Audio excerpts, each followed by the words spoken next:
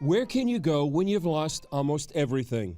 Many of the churches in Erbil literally opened their doors for the many Christian refugees that fled the advance of ISIS.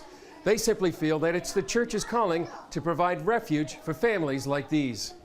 The Kurdsman Church transformed their building into a true sanctuary. The building is for the humanity.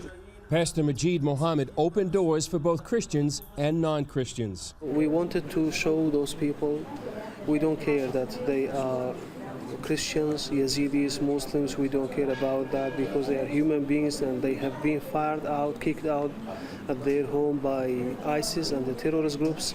So this is why we wanted to show them that as a Christians we love them and we are very glad to have them here and serve them. This man led a mini exodus of several families to the Kurdsman Church. On behalf of all the people right here, Pastor Majid is really showing the love of Jesus. Across town at the Ankara AOG Church, families who are now safe talked about the violent ultimatum they faced. We have been told by ISIS if we don't convert to Islam, either they will kill us or we will have to leave the city. For most, it wasn't a choice at all. We prefer to die rather than convert to Islam. God has created us as Christians and we don't want to convert to Islam. The power of God keeps us and strengthens us to remain as Christians. Most will never return like this policeman who escaped with his family and 10-day-old baby. I am already wanted by the Islamic groups over there. And secondly, I am a Christian. As a minority, I am also wanted by ISIS, so we cannot go back there anymore. Most told us they simply want to leave Iraq. This is the only way or the only solution for our problem because we cannot go back to our home and we cannot stay here. We want to go out. Even if they provided international protection, we don't want to keep staying here. Their long-term fate remains one of the major questions in this humanitarian crisis. Well, joining us now for more is CBN News Jerusalem Bureau Chief Chris Mitchell to tell us more about ISIS. Chris, thanks for being with us today. It's great to be with you, Andrew. Chris, why is ISIS targeting Christians? Well, they target Christians, Andrew, because this is part of their theology and part of their ideology. They consider Christians to be infidels, just like they consider other minorities like the Yazidis infidels. And so they feel like it's their Islamic duty to rid the land of infidels, whether or not it's through the sword, whether or not it's through exile. And it's really something, Andrew, to actually talk to these people who really have lost everything, who have had to make life and death choices, and really their lives will never be the same. Most of the people we talk to, really like the women in that piece just now, that really expressed no desire to go back. They're looking to the international community to find help and hopefully emigrate to other countries. But this is really just, as someone said in Dale's piece, you know, an emergency of really global proportions. And Chris, also in Dale's piece, we heard that ISIS was even too extreme for al-Qaeda. Was there a power struggle? What happened? Well, I think there was some sort of a power struggle, and I think actually a lot of the Islamic groups within Syria during the Syrian civil war have been warring against each other, a lot of fighting going on.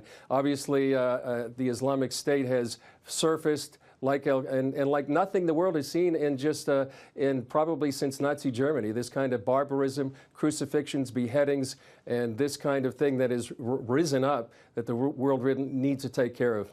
Chris, are we seeing other Muslims in the Middle East now turning against ISIS? Well, in some regards we are. You know, a lot of the power that ISIS has had has become many of the Sunni tribes in that region. ISIS maybe has about 20,000 warriors or soldiers, but they get a lot of their support from many of the Muslims that are living there. We heard stories of many of the people there that when ISIS came in, when they bombed people, when they began to take over a city, that it was the Muslims who gave them the sort of the foundation that they needed to take over those cities. And many times we heard from people that said the Muslims, many times their neighbors would sort of turn them in, identify who the Christians were in the region, and actually come in and steal their property, their homes, their belongings. And so I think that's part of the power of ISIS right now.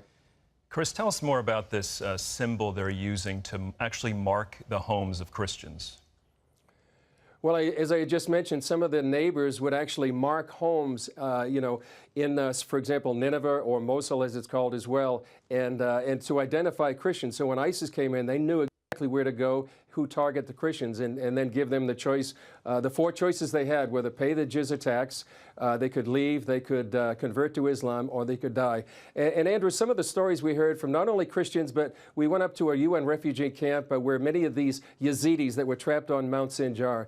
And what really impressed me or really hit me was these 12-year-old boys that we talked to. And two of them said that we knew that if we didn't convert to Islam, that we would die.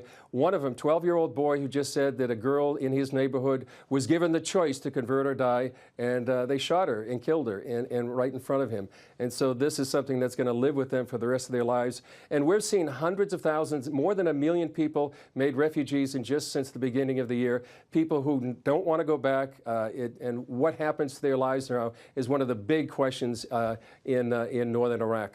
And Chris, do you think we'll see more and more of this scenario of ISIS capturing, for instance, journalists, holding them, beheading them when appropriate, and then making use of social media to distribute their threats? If they can, yes, they will, exactly. I think that's a huge sort of propaganda coup for them. And I think part of this, Andrew, too, is a psychological warfare, and I think would add spiritual warfare, what they're doing. These videos are very, very powerful tool for them. For example, I just talked to somebody today, and he was talking about this, the beheading of this journalist. And he was just sort of lamenting about this. And that's what they want to do. They want people to be dismayed. They want people to be terrified. They want to instill fear, not only in the people in northern Iraq, but the people around the world. And as you said at the beginning of the program, their word is they're coming after us. And I think we need to recognize that one of the main things in their arsenal is fear. And I talked to Canon Andrew White. He's called the Vicar of Baghdad. And I asked him, what do we do to combat the fear that ISIS is trying to spread? And he said, well, the scripture that comes to his mind is that perfect love casts out all fear. And I think one of the things that as believers we need to do is make sure that we have that perfect love, that fear doesn't enter in our hearts, that we can confront this danger, not only militarily, but spiritually. Chris, thanks so much for what you're doing over there, and we will continue to be and pray for you. Thanks so much, Chris. Thank you, Andrew.